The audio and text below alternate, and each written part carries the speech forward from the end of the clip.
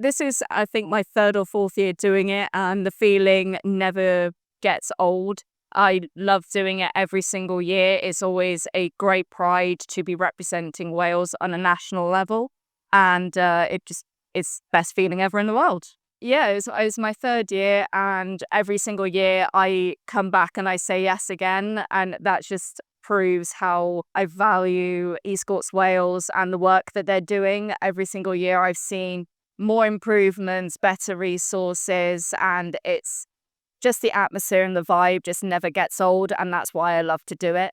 In terms of advice, it's just getting your name out there, joining clubs. If you are part of a university, join a gaming society or an esports society. That's how I got involved. So yeah, that's just get involved with anything you physically can in the community. It's a lot and a lot of practice. You can't just be dropping into a game once a week.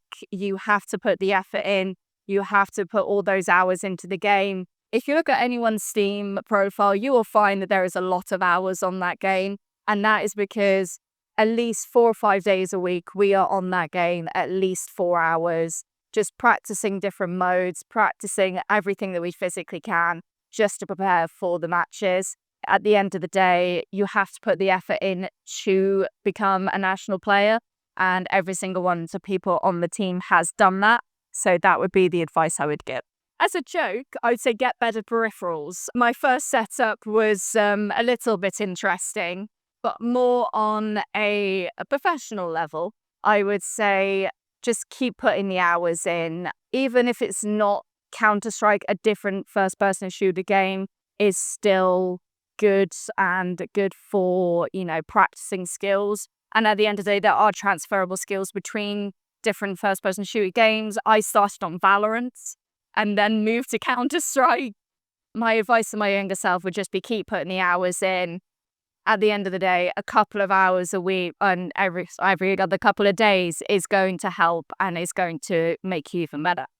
Reaction speed and quick timing. I found, obviously, playing a first-person shooter game, you have to be quick and giving comms and noticing where, different abilities are being placed.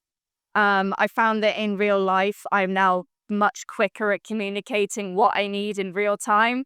I used to be a bartender, so that always definitely helps. Joker has got to be Nadia. I have played with her for the last 3 years since I started, and she never fails to make me laugh. Some of the stuff that she comes out with, I'm in tears laughing so much. It got to the point where we have to kind of have half an hour before we start a game just to get all the weird phrases out before we then start. In terms of diva, I'm going to have to say ILG, Iro, only because I'm the most loving way possible and in probably a jokey way as well. She does get a little bit salty sometimes if the game isn't going our way. But again, with the most love in the world, that is my head.